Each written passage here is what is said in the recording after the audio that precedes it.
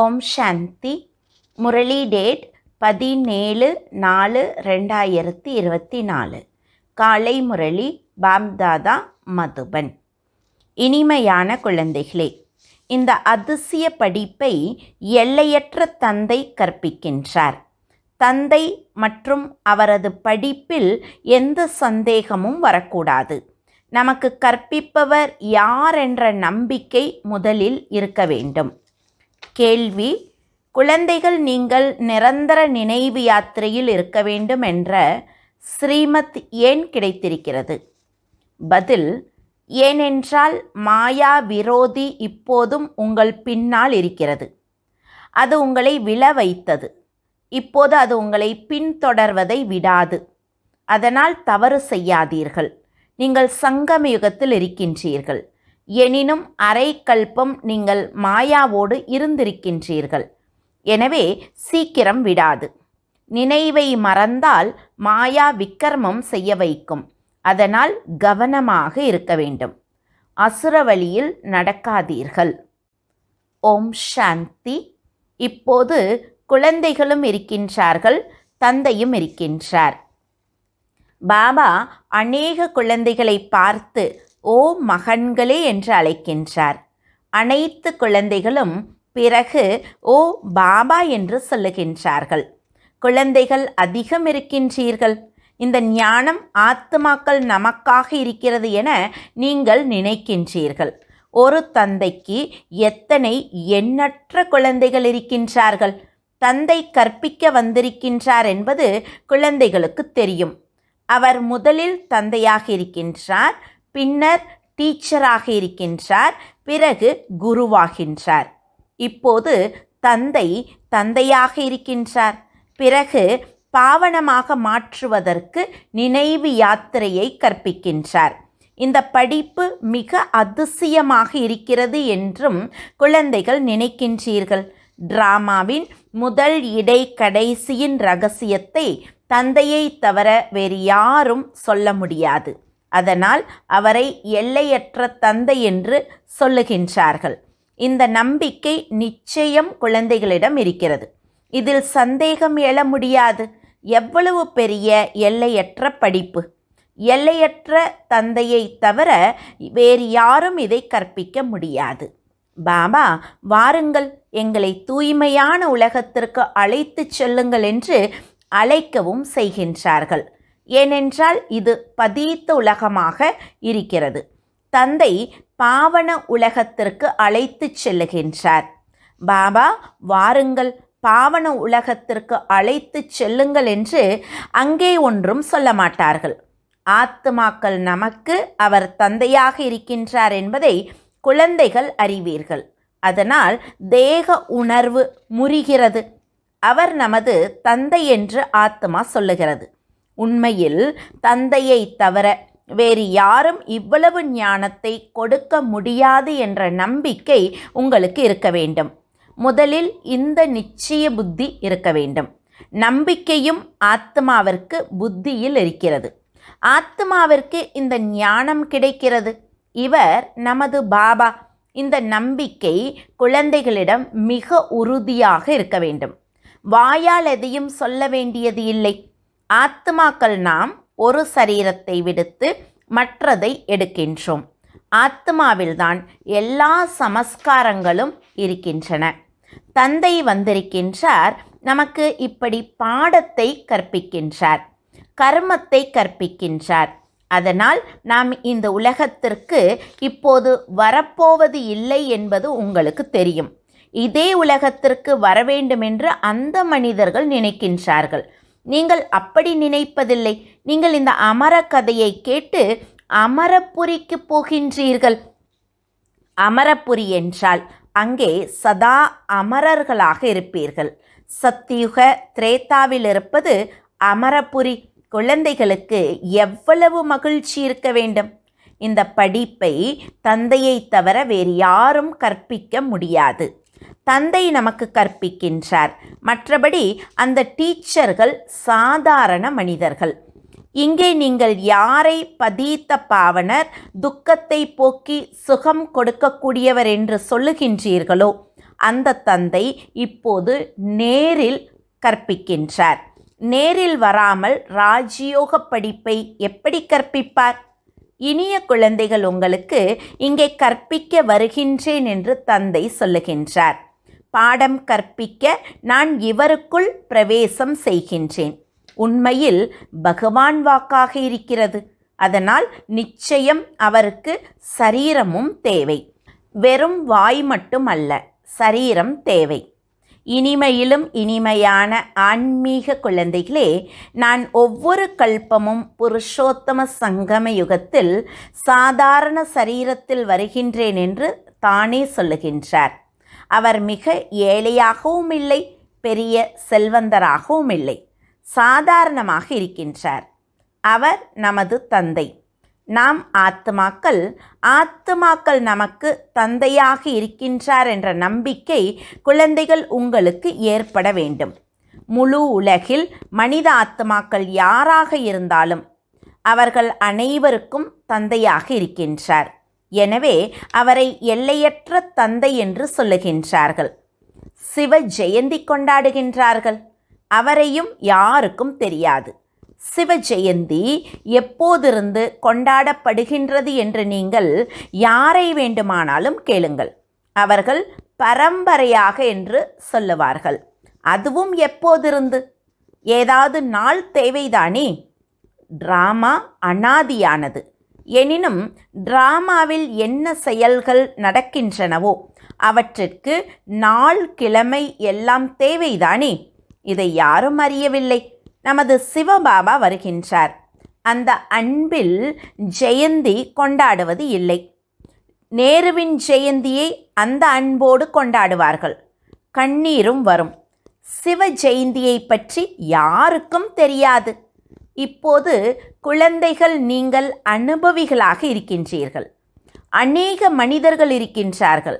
அவர்களுக்கு எதுவும் தெரியாது. எவ்வளவு மேளாக்கள் நடக்கின்றன. அங்கே யார் போகிறார்களோ அவர்கள் உண்மை என்ன என்பதை சொல்ல முடியும். அப்படி பாபா அமர்நாத்தின் உதாரணத்தை சொன்னார். உண்மையில் அங்கே என்ன நடக்கின்றது என்பதை அங்கே சென்று பார்த்தார். மற்றவர்கள் பிறர் மூலமாக கேட்கின்றார்கள். அவர்கள் சொல்கிறார்கள், பனிலிங்கம் ஏற்படுகிறது என்று ஒருவர் சொன்னார். சத்தியம் என்று சொல்லுகின்றார்கள். இப்போது குழந்தைகள், உங்களுக்கு சரி எது, தவறு எது என்ற அனுபவம் கிடைத்திருக்கின்றது. இப்போது வரை எதை கேட்டு படித்து வந்தீர்களோ அவை அனைத்தும் தவறாக இருக்கின்றன. பொய்யான உடல், பொய்யான மாயா என பாடல் இருக்கிறது.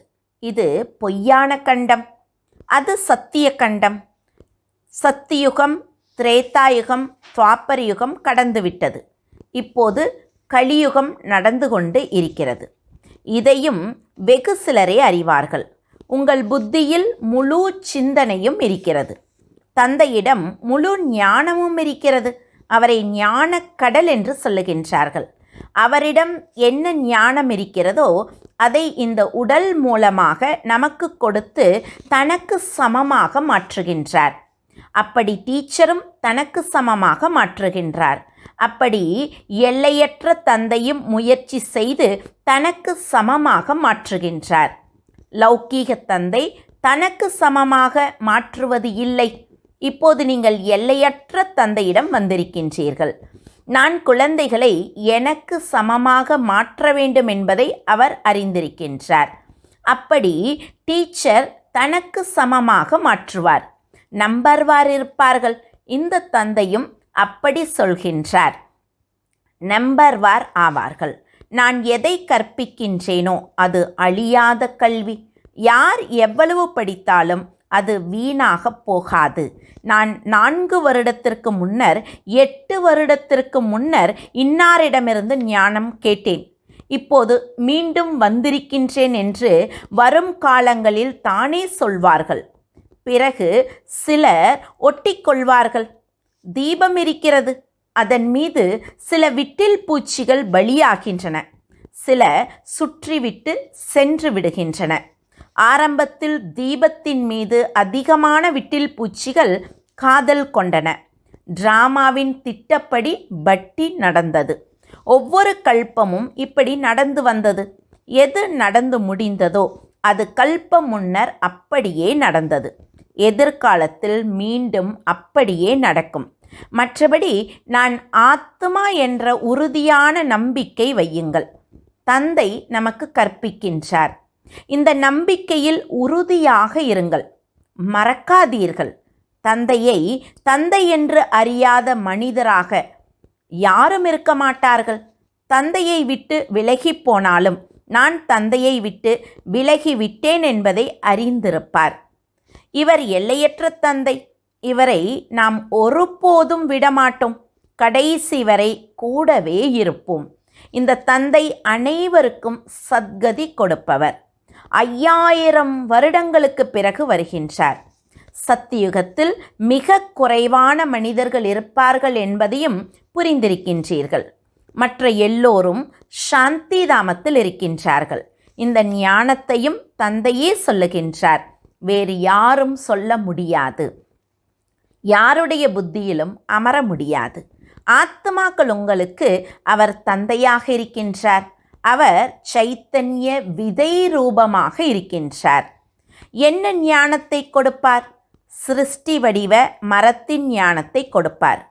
படைப்பவர் நிச்சயம் படைப்பின் ஞானத்தை கொடுப்பார்.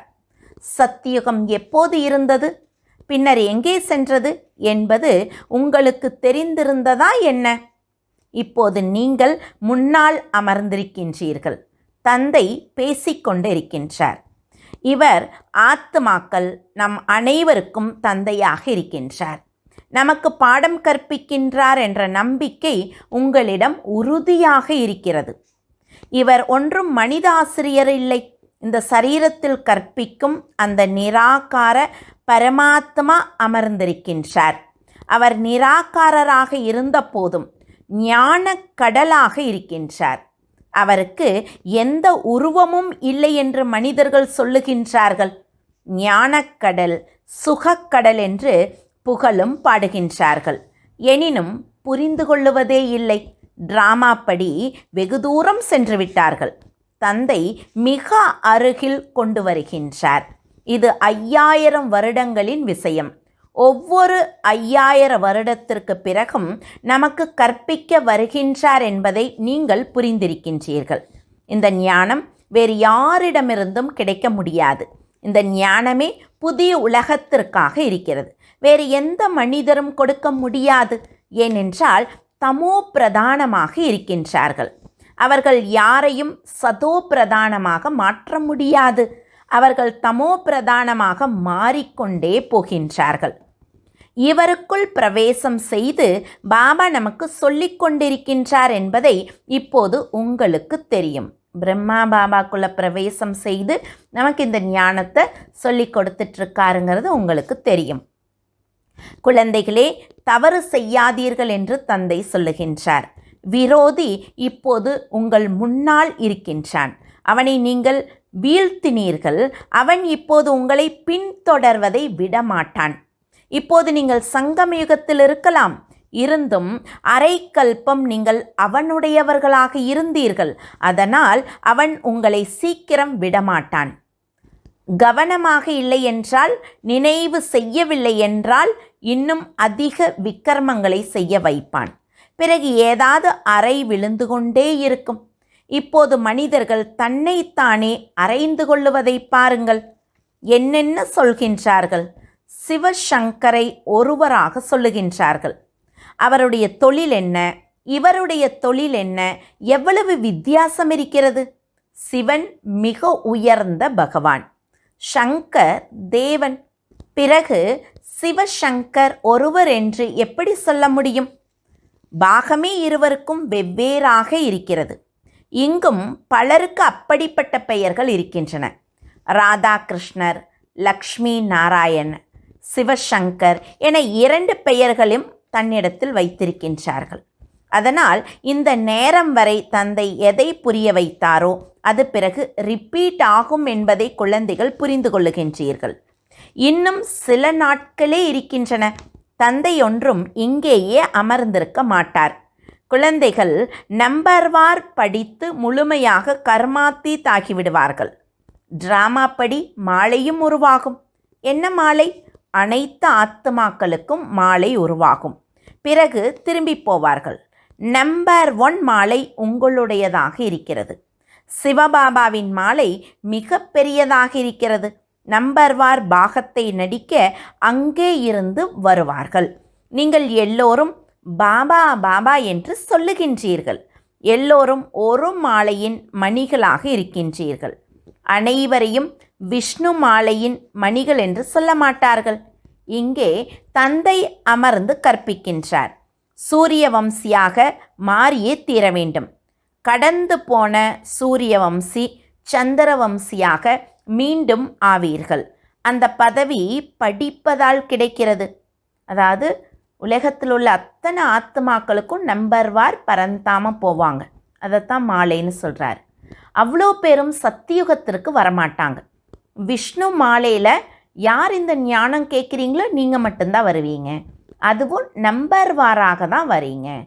எந்த சூரிய வம்சம் சந்திர வம்சம் கடந்து போச்சோ மீண்டும் அதே சத்தியுகம் திரேதாயுகத்தில் நீங்கள் அந்த நம்பரில் வந்து ஜென்மம் எடுப்பீங்க. இதைத்தான் பாபா மாலையோட ஒப்பிட்டு புரிய வைக்கிறார். அந்த பதவி படிப்பதால் கிடைக்கிறது. தந்தையின் படிப்பு இல்லாமல் இந்த பதவி கிடைக்க முடியாது. சித்திரங்களும் இருக்கின்றன. எனினும் நாம் இப்படி ஆக முடியும் என்ற நம்பிக்கையோடு யாரும் செயல் செய்வது இல்லை. சத்திய நாராயணனின் கதையும் கேட்கின்றார்கள். கருட புராணத்தில் எல்லாம் அப்படிப்பட்ட விஷயங்களாக இருக்கின்றன. அதை மனிதர்களுக்கு சொல்லுகின்றார்கள். இந்த விஷ வைத்தரணி நதி கொடுமையான நரகமாக இருக்கிறது. குறிப்பாக பாரதத்திற்கே இதை சொல்வார்கள். குரு திசையும் பாரதத்தின் மீது அமர்ந்திருக்கிறது. விருக்ஷபதியும் பாரதவாசிகளுக்கே கற்பிக்கின்றார். எல்லையற்ற தந்தை அமர்ந்து எல்லையற்ற விஷயங்களை புரிய வைக்கின்றார். திசை அமர்ந்திருக்கின்றது. ராகுவிற்கு திசை இருக்கிறது. அதனால் தானம் கொடுத்தால் கிரகணம் விலகும் என்று சொல்லுகின்றார்கள். இந்த கலியுக கடைசியில் ராகு திசை அனைவரையும் பிடித்திருக்கின்றது என்று தந்தை சொல்லுகின்றார். பாரதத்தின் மீது குரு திசையை அமர வைக்க இப்போது நான் விருக்ஷபதி வந்திருக்கின்றேன். சத்தியுகத்தில் பாரதத்தின் மீது குரு திசை இருந்தது. இப்போது ராகு திசை இருக்கிறது. இது எல்லையற்ற விஷயம். இது எந்த சாஸ்திரங்களிலும் இல்லை. யார் முன்னரே கொஞ்சம் புரிந்திருப்பார்களோ அவர்களுக்கே இந்த மாத இதழ்கள் போன்றவை புரிய வரும். மாத இதழ்களை படிப்பதால் இன்னும் அதிகம் புரிந்து கொள்ளுவதற்காக ஓடுவார்கள். மற்றவர்கள் எதையும் புரிந்து கொள்ள மாட்டார்கள். யார் கொஞ்சம் படித்துவிட்டு விட்டு விடுவார்களோ அவர்களிடம் ஞான எண்ணெய் ஊற்றினால் பிறகு விழித்து கொள்ளுவார்கள். ஞானத்தை எண்ணெய் என்றும் சொல்லுகின்றார்கள். அணைந்திருக்கும் தீபங்களில் நீங்கள் வந்து ஞான எண்ணெய் ஊற்றுகின்றீர்கள். குழந்தைகளே, மாயாவின் புயல் வரும், தீபத்தை அணைக்கும் என்று சொல்லுகின்றார். தீபத்தில் சில விட்டில் பூச்சிகள் எரிந்து சாகின்றன, சில சுற்றிவிட்டு சென்று விடுகின்றன. அதே விஷயம் இப்போது பிராக்டிக்கலாக நடந்து கொண்டு இருக்கின்றது. விட்டில் பூச்சிகள் எல்லாம் நம்பர்வாராக இருக்கின்றன. முதலில் ஒரே அடியாக வீடு வாசலை விட்டுவிட்டு வந்து விட்டில் பூச்சிகளாக மாறினார்கள். அப்படியே ஒரே அடியாக லாட்ரி கிடைத்திருந்தது. என்ன நடந்திருந்ததோ அதை அப்படியே மீண்டும் நீங்கள் செய்வீர்கள். அவர்கள் சென்றிருக்கலாம், எனினும் அவர்கள் சொர்க்கத்திற்கு வரமாட்டார்கள் என்று நினைக்காதீர்கள். யார் வந்து ஞானம் கேட்டுட்டு போயிட்டாங்க, திரும்ப அவங்க சத்தியத்துக்கெல்லாம் சொர்க்கத்துக்கு வரமாட்டாங்க அப்படின்னு நினைக்காதீங்க. விட்டில் பூச்சிகளானவர்கள் காதலியானவர்கள் பின்னர் மாயா தோற்க வைத்தது. அதனால் குறைந்த பதவி பெறுவார்கள். நம்பர்வாராகவே இருக்கின்றார்கள். இது மற்ற சச்சங்கங்களில் யாருடைய புத்தியிலும் இருக்காது. உங்கள் புத்தியில் இருக்கிறது. புதிய உலகத்திற்காக தந்தையிடமிருந்து நம்பர்வார் நாம் எல்லோரும் நமது முயற்சிக்கு தக்கபடி படித்து கொண்டிருக்கின்றோம். நாம் எல்லையற்ற தந்தையின் முன்னால் அமர்ந்திருக்கின்றோம். ஆத்மாவை பார்க்க முடியாது என்பது உங்களுக்கு தெரியும். அது அவ்யக்த பொருள். அதை தெய்வீக காட்சி மூலமாக மட்டுமே பார்க்க முடியும். ஆத்மாக்கள் நாமும் சிறிய புள்ளியாக இருக்கின்றோம். இருந்தும் தேக அபிமானத்தை விடுத்து தன்னை ஆத்துமா என உணர வேண்டும். இதுதான் மிக உயர்ந்த படிப்பு. அந்த படிப்பிலும் கடினமான பாடத்தில் ஃபெயில் ஆகின்றார்கள். இந்த பாடம் மிக எளிது, எனினும் சிலருக்கு கடினமாக தோன்றுகிறது. சிவபாபா முன்னால் அமர்ந்திருக்கின்றார் என்பதை இப்போது நீங்கள் புரிந்திருக்கின்றீர்கள். நீங்களும் நிராகார ஆத்மாக்களே, எனினும் சரீரத்தோடு இருக்கின்றீர்கள். இந்த எல்லா விஷயங்களையும் எல்லையற்ற தந்தையே சொல்லுகின்றார். வேறு யாரும் சொல்ல முடியாது. பின்னர் என்ன செய்வார்கள்? அவருக்கு நன்றி சொல்லுவார்கள். இல்லை, இந்த அனாதி டிராமா முன்னரே உருவாக்கப்பட்டுள்ளது. நான் எந்த புதிய விஷயத்தையும் செய்வது இல்லை. நாடகப்படி உங்களுக்கு கற்பிக்கின்றேன் என்று தந்தை சொல்லுகின்றார். பக்தி மார்க்கத்தில்தான் நன்றி சொல்லுவார்கள். மாணவர்கள் நன்றாக படித்தால் எங்கள் பெயர் பிரசித்தமாகும் என்று டீச்சர் சொல்லுவார். மாணவர்களுக்கு நன்றி சொல்லப்படுகிறது. யார் நன்றாக படித்து பிறருக்கும் கற்பிப்பாரோ அவருக்கு நன்றி சொல்லப்படுகின்றது. மாணவர்கள் பிறகு டீச்சருக்கு நன்றி சொல்லுவார்கள். இனிமையான குழந்தைகளே, வாழ்ந்து கொண்டே இருங்கள் என்று தந்தை சொல்லுகின்றார். இப்படியெல்லாம் சேவை செய்து கொண்டே இருங்கள். கல்ப முன்னரும் செய்திருந்தீர்கள். நல்லது. இனிமையிலும் இனிமையான காணாமல் போய் கண்டெடுக்கப்பட்ட செல்ல குழந்தைகளுக்கு தாய் தந்தை பாம் தாதாவின் அன்பு நினைவுகள் மற்றும் காலை வணக்கம். ஆன்மீக குழந்தைகளுக்கு ஆன்மீக தந்தையின் நமஸ்காரம். ஆன்மீக தந்தைக்கு ஆன்மீக குழந்தைகளின் அன்பு நினைவுகளும் நமஸ்காரமும். தாரணைக்கான முக்கிய சாரம். முதல் பாயிண்ட், நமக்கு பாடம் கற்பிப்பவர் மனித டீச்சர் கிடையாது. ஸ்வயம் ஞானக்கடல் நிராகார தந்தை டீச்சராகி நமக்கு பாடம் கற்பிக்கின்றார் என்ற நம்பிக்கையும் போதையும் சதா இருக்க வேண்டும். இந்த படிப்பால் தான் நாம் சதோ பிரதானமாக மாற வேண்டும். இரண்டாவது பாயிண்ட், ஆத்மா வடிவ தீபத்தில் தினம்தோறும் ஞான எண்ணெய் ஊற்ற வேண்டும். மாயாவின் எந்த புயலும் அசைக்க முடியாதபடி ஞான எண்ணெயால் சதா பிரகாசிக்க வேண்டும். முழுமையான விட்டில் பூச்சிகளாகி தீபத்தில் பலியாக வேண்டும். வரதானம், சதா ஒரு தந்தையின் அன்பில் மூழ்கியிருக்கும் சகயோகி சகஜ யோகி ஆத்மா ஆகுக. எந்த குழந்தைகள் தந்தை மீது அதிக அன்பு வைத்திருப்பார்களோ அந்த அன்பான ஆத்மாக்கள் சதா தந்தையின் உயர்ந்த காரியத்தில் ஒத்துழைப்பு கொடுப்பார்கள். யார் எந்த அளவு ஒத்துழைப்பு கொடுப்பாரோ அந்த அளவு சகஜ யோகியாக மாறிவிடுவார். தந்தையின் அன்பில் மூழ்கிய ஒத்துழைக்கும் ஆத்மா ஒருபோதும் மாயாவிற்கு ஒத்துழைப்பு கொடுக்க முடியாது. அவரது ஒவ்வொரு எண்ணத்திலும் பாபா மற்றும் சேவை இருக்கும். அதனால் அவர்கள் உறங்கினாலும் அதில் நிம்மதியும் சாந்தியும் சக்தியும் கிடைக்கும். உறக்கமாக இருக்காது. நன்றாக சம்பாதித்து மகிழ்ச்சியில் படுத்திருப்பது போல தோன்றும். அவ்வளவு மாற்றம் ஏற்படும். ஸ்லோகன், ஆனந்த கண்ணீரின் துளிகள் உள்ளத்தின் டப்பியில் முத்துக்கள் ஆகின்றன. ஓம் சாந்தி.